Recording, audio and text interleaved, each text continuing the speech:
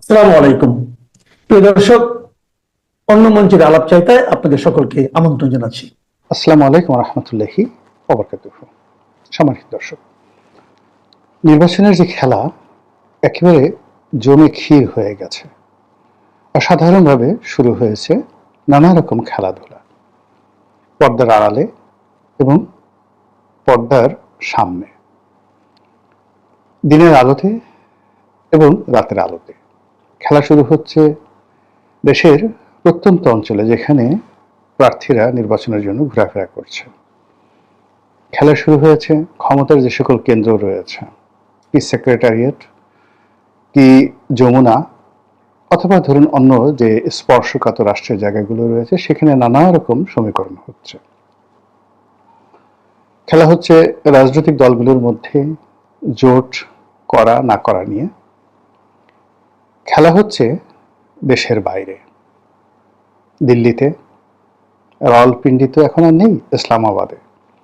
খেলা হচ্ছে বেইজিংয়ে, লন্ডনে, নিউ ইয়র্কে, ওয়াশিংটনে, সৌদি আরবের রাজধানী রিয়াদে এবং কাতারের রাজধানী দোহাতে। আপাতত এখানেই শেষ করি।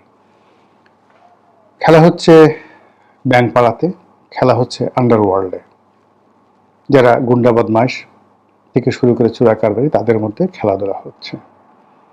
তো এ সকল খেলাধুলার মধ্যে নির্বাচনের যে তফসিল, এটি ঘোষণা হয়ে গেছে।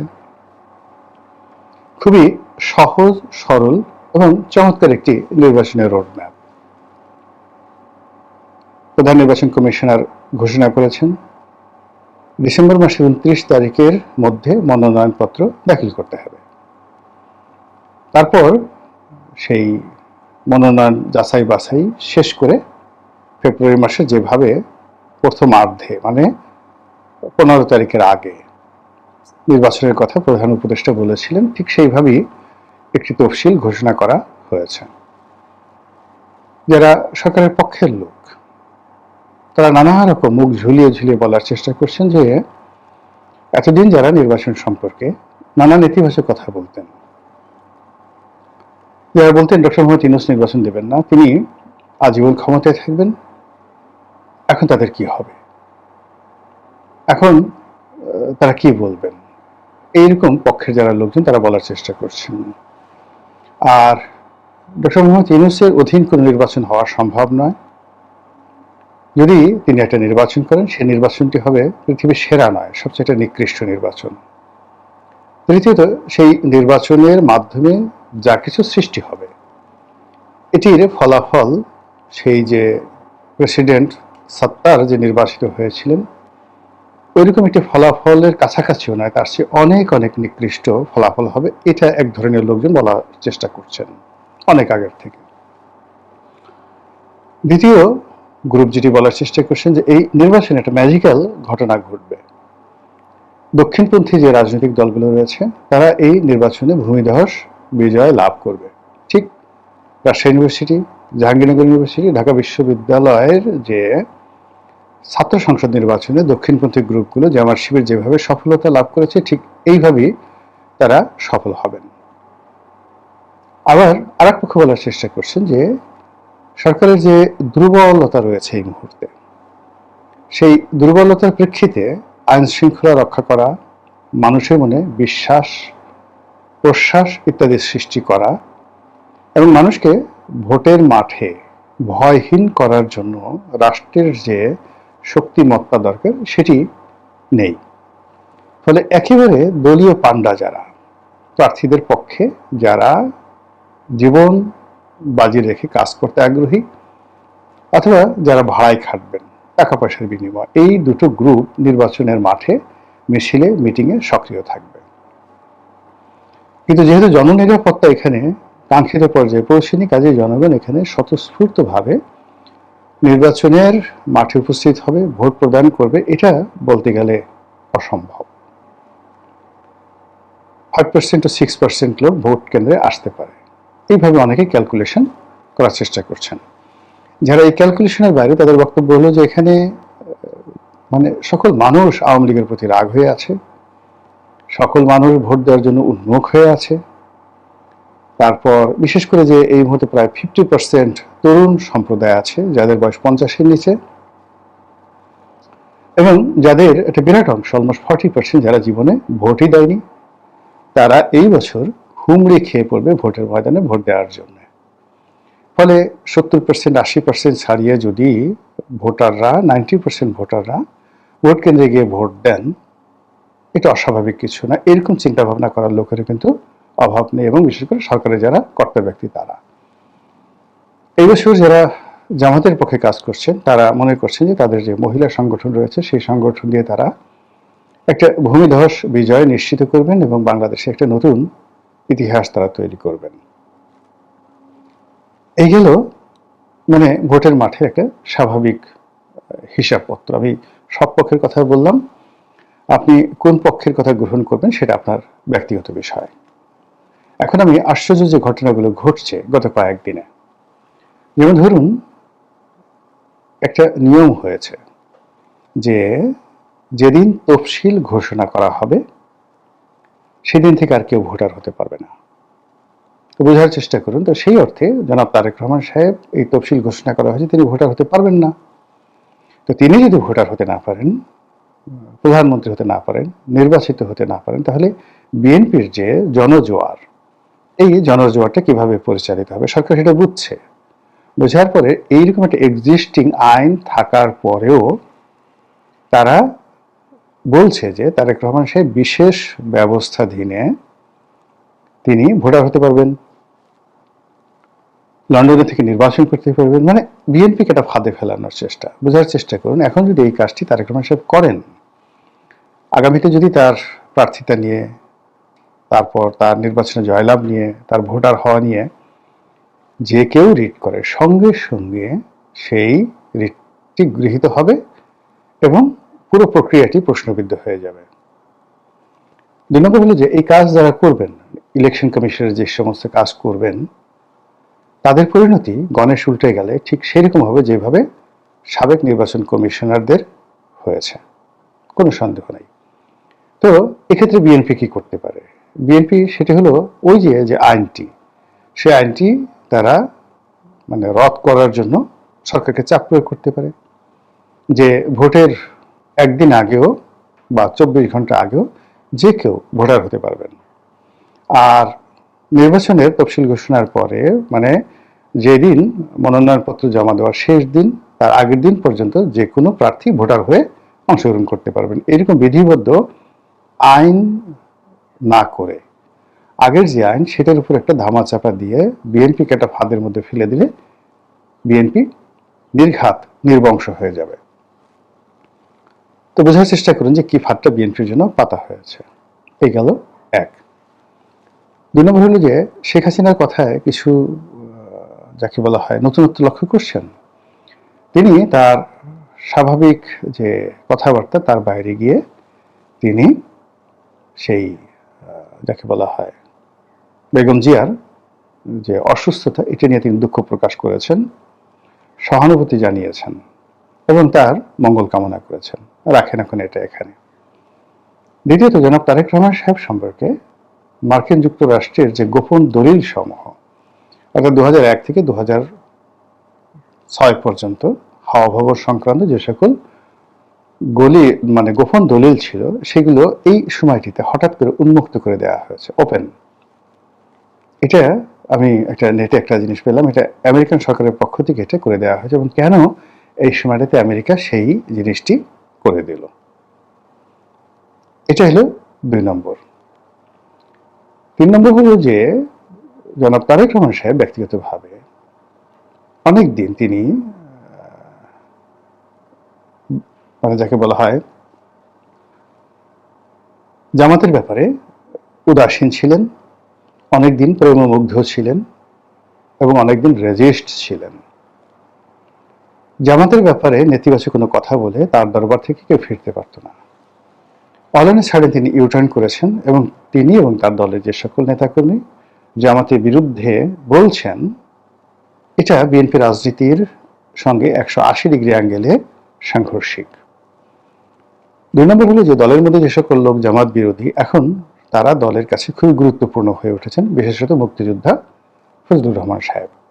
আর যেখানে স্বয়ং তারেক রহমান সাহেব জামাতের বিরুদ্ধে যে কথাগুলো বলছেন, এটা খুবই কগনিজেন্সে আনতে হবে। 3 নম্বর হলো যে বিএনপি যেভাবে নির্বাচন এবং অন্যান্য বিষয় নিয়ে, যাকে বলা হয় গ্রিন গ্রিন সিগন্যাল দিয়েছিল সরকারকে, এবং সরকারের প্রশংসা পঞ্চমুখ, এবং ডক্টর মোহাম্মদ ইউনূসকে তাদের এত একান্ত আপনজন হিসেবে মনে করেছিল। ইদানিং বিএনপি নেতৃবৃন্দের কথাবার্তায় একটা বিরাট গ্যাপ তৈরি হয়ে গেছে।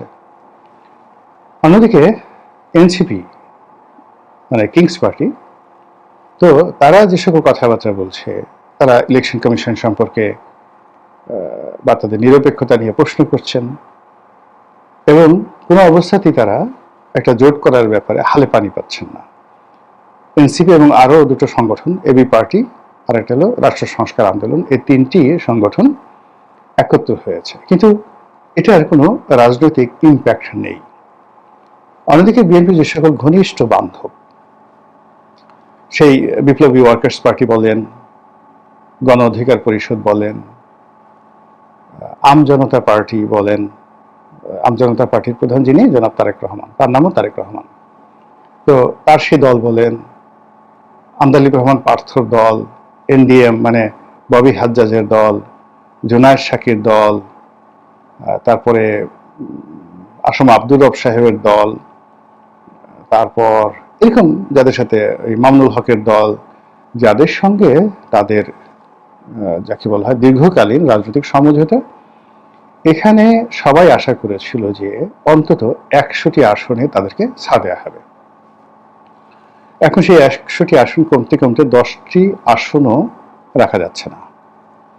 আবার অন্যদিকে যে সকল আসনে প্রার্থী দেওয়া হবে, ধরুন যাকে বলা হয় আমার যে আসনটি ছিল, এই আসনটিতে আমি যে সমস্যাটা দেখতে পাচ্ছি, সেই সমস্যাটা হলো এখানে গণ অধিকার পরিষদের নুরুকে দেওয়ার জন্য দল অনেক আগের থেকে, একেবারে সেই আমার কাছে মনে হচ্ছে আরো 3 বছর আগের থেকে দল সিদ্ধান্ত নিয়েছেন। আমার সাথে জনাব তারেক রহমান সাহেবের কথা হয়েছে সেই 2019-20 সনে, তো তখনই তিনি নুরুর ব্যাপারে খোঁজ খবর রাখছিলেন, আর আমি তখনই তাকে বলে দিয়েছিলাম যে আমি আর ইলেকশন করব না।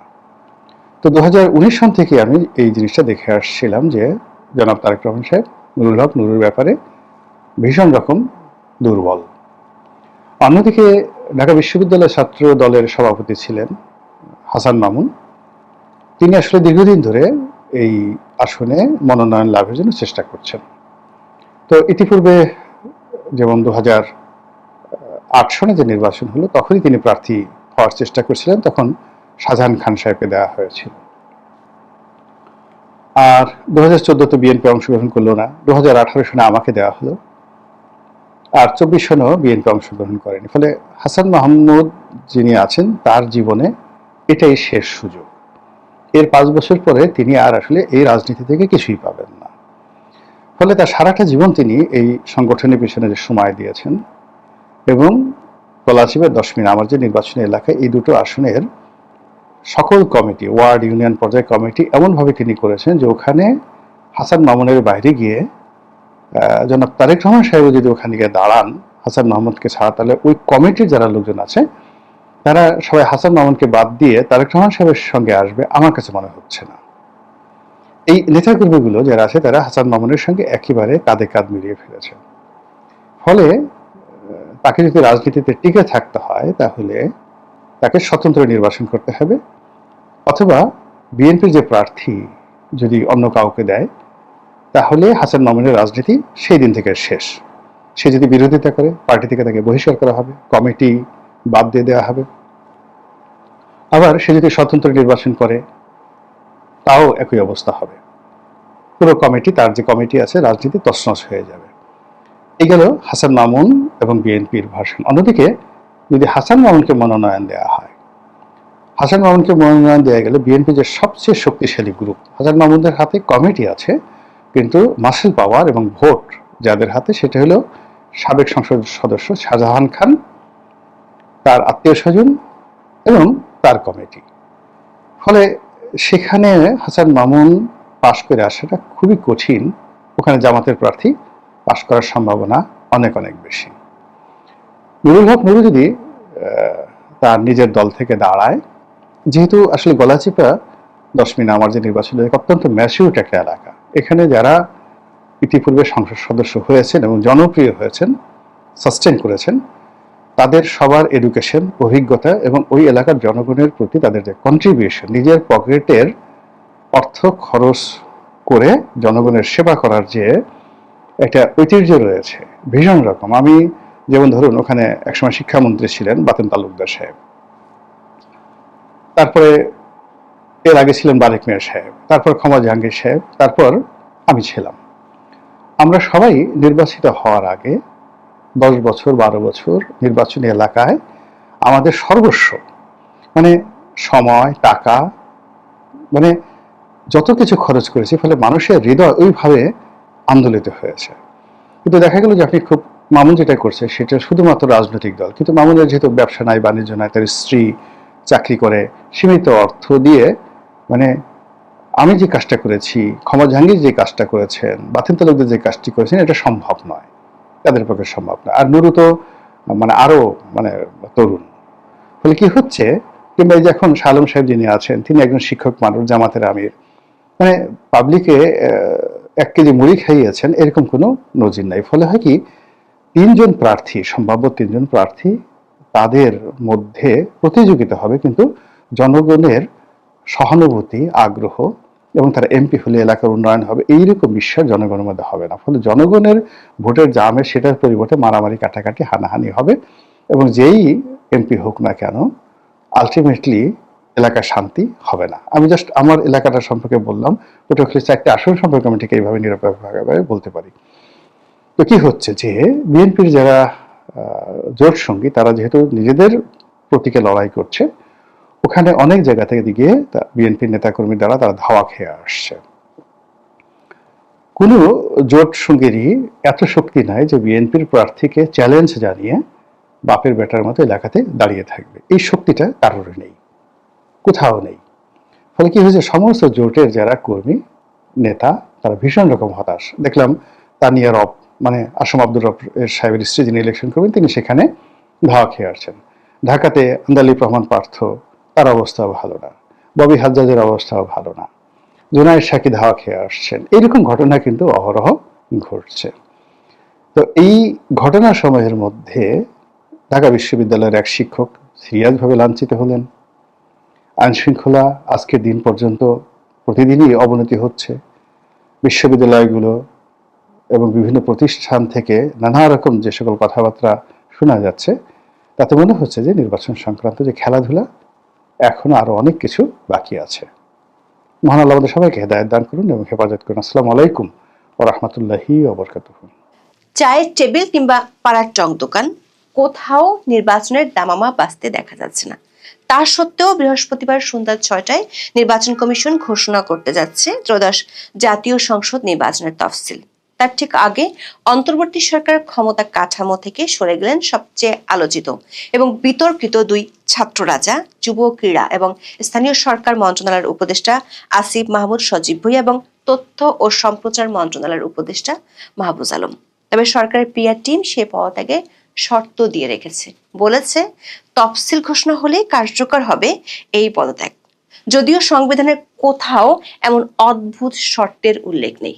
দর্শক, জুলাই আন্দোলনের পর আসিফ ও মাহফুজ এসেছিলেন পরিবর্তনের প্রতীক হয়ে, কিন্তু ক্ষমতা থেকে বিদায় নিলেন দুর্নীতির অভিযোগ আর ক্ষমতার অপব্যবহারের নানা বিতর্ক নিয়ে। আসিফ মাহমুদ এরই মধ্যে ঘোষণা করেছেন তিনি নির্বাচন করবেন, আর মাহফুজ আলম, তিনি তো শেষ মুহূর্ত পর্যন্ত সরকারে থাকতে চেয়েছিলেন। তাহলে কি তাদের এই প্রস্থান কোনো সাধারণ স্বেচ্ছায় বিদায় ছিল না, বরং ছিল ক্ষমতার মঞ্চ থেকে এক প্রকার গোল্ডেন হ্যান্ডশেক দিয়ে সরে যাওয়া? কোন চাপে বা কিসের চাপে সেই গোল্ডেন হ্যান্ডশেক করতে হলো?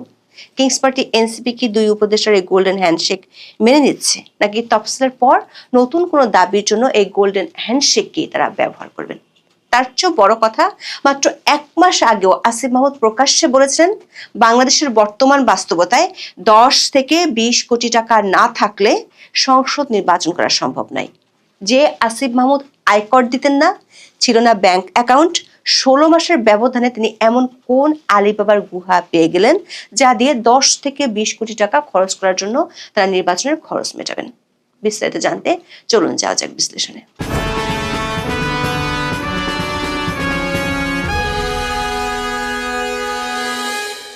অনেকদিন ধরেই শোনা যাচ্ছিল অন্তর্বর্তী সরকারে থাকা 2 ছাত্র উপদেষ্টা পদত্যাগ করছেন। মঙ্গলবার রাত থেকে সে গুঞ্জন আরো এক দফা বাড়ে। বিশেষ করে স্থানীয় সরকার উপদেষ্টা আসিফ মাহমুদ সজীব ভুঁইয়া বুধবার বিকেলে সংবাদ সম্মেলন ডাকায়। সেই সংবাদ সম্মেলনে তার দায়িত্বে থাকা 2 মন্ত্রণালয় গত 16 মাসে বিগত সরকারের করে যাওয়া নাম ফলক পরিবর্তন ছাড়া আর কি কি করেছেন তার ফিরিস্তি তুলে ধরেছেন। যদিও সুলতানা কামালের মতো প্রথিতযশা ক্রীড়াবিদের নামে করা কমপ্লেক্সের নাম ফলক কেন পরিবর্তন করা হলো সে প্রশ্নের উত্তর দিতে বেশ ঘাবড়ে যান। শেষমেশ বলে বসেন সুলতানা কামালের নামে আরেকটি কমপ্লেক্সের নামকরণ করা যেতে পারে। জনপ্রশাসন মন্ত্রণালয় থেকে নিয়োগ দেওয়া সচিবকে কাজে যোগ দিতে না দেয়া, নিজের এলাকায় বিশেষ বরাদ্দ, পিএস এর বিরুদ্ধে দুর্নীতির অভিযোগ, কোনো কিছুরই গ্রহণযোগ্য জবাব ছিল না উপদেষ্টা আসিফ মাহমুদের কাছে। তবে পদত্যাগের খবর মুখে বলতে না চাইলেও নির্বাচনে অংশ নিচ্ছেন সেটি আবারও জানান তিনি। জানান পদত্যাগের খবর সাংবাদিকদের জানাবেন প্রধান উপদেষ্টার প্রেস উইং। জানিয়েছিলেন তিনি কূটনৈতিক পাসপোর্টও জমা দিয়েছেন। আসিফ মাহমুদ যখনই সংবাদ সম্মেলন করছিলেন তখনও পর্যন্ত গণমাধ্যমের খবর ছিল আরেক ছাত্র উপদেষ্টা মাহফুজ আলম সরকারের থেকেই যেতে চান। এর কিছুক্ষণের মধ্যে প্রেস উইং এর বরাত দিয়ে গণমাধ্যমে খবর আসে 2 ছাত্র উপদেষ্টা পদত্যাগ করেছেন। এ খবর জানাতে সন্ধ্যা 6:15টায় প্রেস ব্রিফিং করে অধ্যাপক ইউনূসের প্রেস উইং। ব্রিফিং এ জানানো হয় অন্তর্বর্তী সরকার উপদেষ্টার পদ থেকে পদত্যাগ করলেন মাহফুজ আলম ও আসিফ মাহমুদ সজীব ভুঁইয়া। তারা বুধবার বিকেল 5টার মধ্যে প্রধান উপদেষ্টা অধ্যাপক মোহাম্মদ ইউনূসের কাছে তাদের পদত্যাগপত্র জমা দিয়েছেন। উপদেষ্টারা রাষ্ট্রীয় অতিথি ভবন যমুনায় গিয়ে পদত্যাগপত্র জমা দিলে প্রধান উপদেষ্টা তা গ্রহণ করেন। প্রধান উপদেষ্টার দপ্তরের ফেসবুক পেজে লেখা হয়েছে 2 উপদেষ্টার পদত্যাগ নির্বাচন কমিশন তফসিল ঘোষণার সঙ্গে সঙ্গে কার্যকর হবে। যদিও নির্বাচন কমিশন বুধবার রাষ্ট্রপতির সঙ্গে দেখা করার পর জানিয়েছে ত্রয়োদশ জাতীয় সংসদ নির্বাচন ও গণভোটের তফসিল ঘোষণা করা হবে বৃহস্পতিবার সন্ধ্যা 6টায়। কিন্তু প্রশ্ন হলো প্রধান উপদেষ্টার দপ্তর এই ব্যাখ্যা কোথায় পেলেন বা এমন শর্ত কিভাবে দিলেন 2 উপদেষ্টার পদত্যাগের সাথে তফসিল ঘোষণার সম্পর্ক আছে? দর্শক, বর্তমানে যে সংবিধান অনুসারে অধ্যাপক ইউনূস ও তার সরকার রাষ্ট্র চালাচ্ছেন তাতে মন্ত্রী বা মন্ত্রী পদমর্যাদার কারো পদত্যাগের বেলায় এমন অদ্ভুত শর্তের দেখা পাওয়া যায় না। সংবিধানের 2য় পরিচ্ছেদের 58 অনুচ্ছেদে প্রধানমন্ত্রী ও অন্যান্য মন্ত্রী উপমন্ত্রীরা কিভাবে পদত্যাগ করবেন সেটি বলা আছে। অনেকে বলতে পারেন এই সংবিধানে তো অন্তর্বর্তী সরকারের কথা বলা নেই, কিন্তু বর্তমান অন্তর্বর্তী সরকারের উপদেষ্টারা মন্ত্রীদের মতোই শপথ নিয়েছিলেন এবং মন্ত্রীদের মতোই সুযোগ সুবিধা ভোগ করেন। সেখানে বলা আছে প্রধানমন্ত্রী ব্যতীত অন্য কোনো মন্ত্রীর পদ শূন্য হবে যদি তিনি রাষ্ট্রপতির কাছে পেশ করবার জন্য প্রধানমন্ত্রীর কাছে পদত্যাগপত্র জমা দেন। আবার যদি টেকনোক্রেট মন্ত্রী হন তাহলে কি হবে সেটি বলা আছে 58 এর 2য় অনুচ্ছেদে। বলা আছে প্রধানমন্ত্রী যে কোনো সময় কোনো মন্ত্রীকে পদত্যাগ করতে অনুরোধ করতে পারবেন এবং ওই মন্ত্রী অনুরোধ পালনে অসমর্থ হলে তিনি রাষ্ট্রপতিকে উক্ত মন্ত্রী নিয়োগের অবসান ঘটাবার পরামর্শ দিতে পারবেন। নির্বাচনের তফসিল ঘোষণা না হলে উপদেষ্টাদের জমা দেওয়া পদত্যাগপত্র গৃহীত হবে না, এমন অদ্ভুত ও কিম্ভূত কিমাকার শর্ত বাংলাদেশের ইতিহাসে এই প্রথম শোনা গেল। দর্শক, মাত্র 16 মাসের ক্ষমতা যাত্রায় বড় বড় রাজনৈতিক দল সহ নানা মহল থেকে 2 ছাত্র উপদেষ্টার পদত্যাগের দাবি অনেকবার উঠেছিল। ইশরাক হোসেনকে ঢাকার মেয়র হিসেবে নিয়োগের ইস্যুতে বিএনপির সাথে আসিফ মাহমুদের দ্বন্দ্ব চরমে পৌঁছেছিল। শেষমেশ বিএনপিকে পিছু হটতে হয়েছিল। অবশ্য পরে সেই আসিফ মাহমুদ বিএনপি থেকে নমিনেশন পাওয়ার চেষ্টা শুরু করেন। অন্যদিকে মাহফুজ আলমের সাথে জামাতের দ্বন্দ্ব ছিল ওপেন সিক্রেট। অন্তর্বর্তী সরকারের শীর্ষ পর্যায় থেকে উপদেষ্টা মাহফুজ আলম ও আসিফ মাহমুদকে সেপ্টেম্বরের মাঝামাঝি সময়ের মধ্যে পদত্যাগের পরামর্শ দেওয়া হয়েছিল। দৈনিক প্রথম আলোর খবরে বলা হয়েছে তারা তখন আরো সময় চেয়েছিলেন। এরপর নভেম্বরের মাঝামাঝি তাদেরকে আবারও পদত্যাগের বিষয়টি স্মরণ করিয়ে দেওয়া হয় সরকারের পক্ষ থেকে। উপদেষ্টা আসিফ মাহমুদ নির্বাচন করবেন এমনটা মনস্থির করে পদত্যাগের প্রস্তুতি নিতে শুরু করেন। কুমিল্লায় নিজের এলাকা ছেড়ে ঢাকা 10 আসনের ভোটার হন। বিশেষ বরাদ্দ পেতে তড়িঘড়ি করে প্রকল্প সাজান নিজের নির্বাচনী এলাকার জন্য। অন্যদিকে উপদেষ্টা মাহফুজ আলম সরকারের শেষ সময় পর্যন্ত থাকার আগ্রহের কথা জানিয়েছিলেন। সেক্ষেত্রে তিনি নির্বাচন করবেন না বলেও জানিয়েছিলেন। প্রথম আলোর খবরে বলা হয়েছে, মঙ্গলবার প্রধান উপদেষ্টা অধ্যাপক মোহাম্মদ ইউনূসের সঙ্গে যমুনায় বৈঠক করেন সিনিয়র কয়েকজন উপদেষ্টা। সাধারণত প্রতি মঙ্গলবার মধ্যাহ্নভোজের পাশাপাশি উপদেষ্টারা বৈঠকে মিলিত হন। চলতি সপ্তাহের মঙ্গলবারের বৈঠকে দুই উপদেষ্টার পদত্যাগের বিষয়টি ওঠে। ওই দিন সন্ধ্যায় সরকারের দায়িত্বশীল ব্যক্তিরা নিশ্চিত হন যে দুই উপদেষ্টা বুধবার পদত্যাগ করছেন। প্রশ্ন হলো, আসিফ মাহমুদ না হয় নির্বাচন করবেন এমন সিদ্ধান্ত নেয়ার কারণেই পদত্যাগের সিদ্ধান্ত নিতে বাধ্য হয়েছেন, কিন্তু মাহফুজ আলম যেখানে শেষ দিন পর্যন্ত নিশ্চিত নন এবং তিনি প্রয়োজনে নির্বাচন করতে চান না, এমন সিদ্ধান্ত নেয়ার পরও কেন সরে যেতে হলো? 10 ডিসেম্বর দৈনিক সমকালে প্রকাশিত এক খবরে বলা হয়েছে, তথ্য ও সম্প্রচার মন্ত্রণালয়ের উপদেষ্টা মাহফুজ আলম সরকারে থাকার সিদ্ধান্ত নিয়েছেন। লক্ষ্মীপুর 1 আসনে তার প্রার্থী হওয়ার সম্ভাবনার কথা শোনা গেলেও তা হচ্ছে না।